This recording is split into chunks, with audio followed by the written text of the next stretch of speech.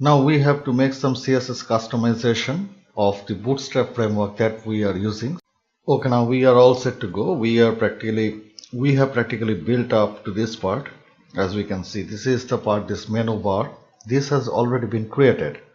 Now the next thing is we need to customize this menu bar. So if we just take a look into our template, we can see that this is the original appearance of the menu bar along with these icon bars here. So we need to specify all those things, this color property, and we need to introduce these icons over here. And in this purpose, I would like to say that we will be working with Bootstrap's inbuilt glyph icon that we had downloaded previously. This is the project, and press F12, and here first of all select this thing. So we have selected this one, this navbar collapse, and if we look into it, we can see that for this div class navbar default, this is practically the background color, and it is the part that is actually determining the background color of your menu bar. So all you need to do, if you just toggle this thing, you can see that the background color is getting disappeared and it is reappearing again. So all we need to do, we need to copy this selector name here, but on the other hand, remember that this thing is lying within this container fluid menu holder. So all we need to do, we need to customize the navbar default class name which is lying inside menu holder. We are copying this and we are getting back here into our custom style sheet.css, and here we are now writing as menu holder. There it goes. Now all we are about to do, we are about to set a different background color here. There goes a different background color. Now get back to your project and reload, and you can see that already that color change is taking place. We have now successfully changed the background color of our navbar, of our menu bar. Look into the template.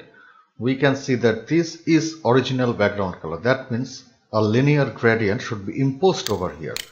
So that is why we are getting back into our custom style sheet.css, and instead of this background, we are practically implementing. Now we need those color codes. So let's pick up all those colors. Those have been implemented over here. There it goes. This is the first color. Then comes the second color. There it goes. There goes the third color. There it is. So we have these three set of colors. Those we can use over here. So first of all, press Ctrl S and reload. And now we can see that the color is now changed. There's a border on the top, so we don't need any border top right over here. So we are providing border top none. There it goes. There's no border right now. And on the other hand, this menu bar holder, if we look into our template, we can see that this menu bar holder, it is practically attaining this color throughout. So all we need to do, we need to change this color to, copy this thing, provide all those webpack codes, copy this thing from here and paste it against this menu holder class. Oh, we got another border here. So we need to check this color too. We do not wish to have any kind of border top or bottom or none. No such color is needed. So that is why we are taking it off and we are reloading, and we can see that this is the color code. Now this is the problem that we have generated. We have practically provided the same background colors to both this navbar default class name and to this menu holder class name, but we can see that there is a height mismatch here, and that is why we can clearly distinguish between these two. So this is what we need to rectify right now. That is why we will be getting back to our custom style sheet.css, and inside this menu holder .navbar default, all we are going to do now, we are going to provide this margin bottom to 0 pixels. And first of all, let's reload, and we can see that this is the case. it is now getting almost a similar color property with the original template that we have created, that we are seeing over so far. All we need to do now, we need to introduce these glyph icons. We are going to google.com, and here we will be looking for Bootstrap glyph icons. Here's the available glyphs. Those have been used over here. You can use any of them practically.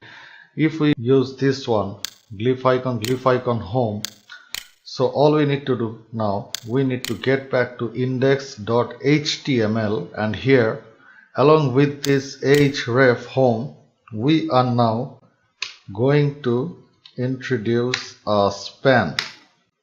Now we need to use that class name that we have found over here. So we are going to copy it and we are going to paste it over here. In the same manner, all we are going to do,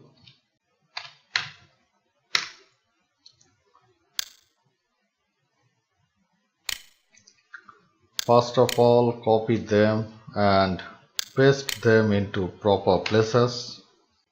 For say we are selecting this one, this glyph icon fire. Now we have used here glyph icon fire. We are going to use this glyph icon book. So we need to copy it and we need to paste it here, portfolio. If we use this question sign, and in the last case contact us, there it goes, contact us. So we have prepared all these things, we have prepared all those glyph, we have inserted all those glyph icons into their proper places. And now all we are going to do, we are going to press Ctrl+S and get back to our project and reload. And now we can see that everything is in order. Everything is placed into position. No, still they are not into their positions. So we need to change them into a different position, such as we have to use them after this list items. Now if we get back into our project and reload, we can see that those things are now placed along with all those individual list items, but still there is a major problem. We need to make it a little bit spacious, as these things are a little bit of spacious over here. So that is why we are getting back to our project, and first of all we need to do, we need to press F12 and we need to see what kind of class is being used over here. So this is the class .glyph icon, and it is placed inside this navbar default of this selector name menu holder. So all we need to do now, we need to get back to custom style sheet.css, and here what is the exact thing that we are going to change here? That will be the glyph icon. Press F12.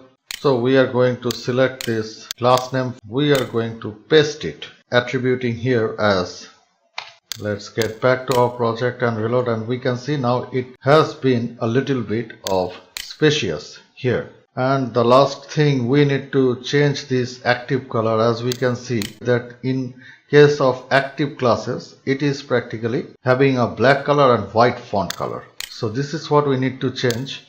So that is why we will be getting back here and we will be pressing F12 again. If we now click onto this ahref part under this list class active, we can see if we change this background color, the background color is now getting changed. Which one should be responsible for these changes? So here it is, there it goes, navbar default and all those things. So we need to copy this whole class name here and we need to get back to our project and we need to paste it over here.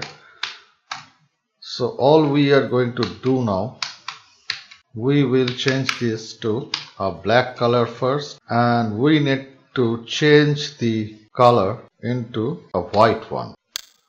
So if we now reload, we can see that the desired change is now taking place. In case of an active class, it is now getting a background color of black and it is getting a font color of white.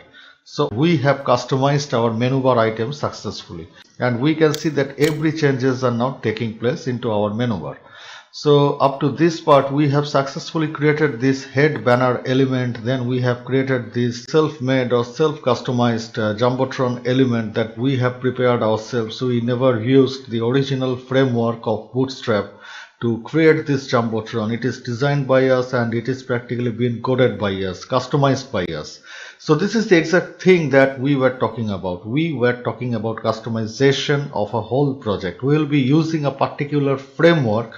Definitely we'll be using that, but all we need to do, we need to know how to customize things, how to make things appear into our favor, and this is what we need to learn from this whole tutorial series, customization. From our next episodes, we are going to concentrate into these bottom parts, this whole thing that we have created over here. We need to customize them, we need to create them, and then we need to use these font awesome icons into our project. So that's it for today's tutorial. Hope you guys have liked this tutorial. If you guys have liked this tutorial, then do not hesitate to hit that red subscribe button down below. Hope to see you guys into our next tutorial.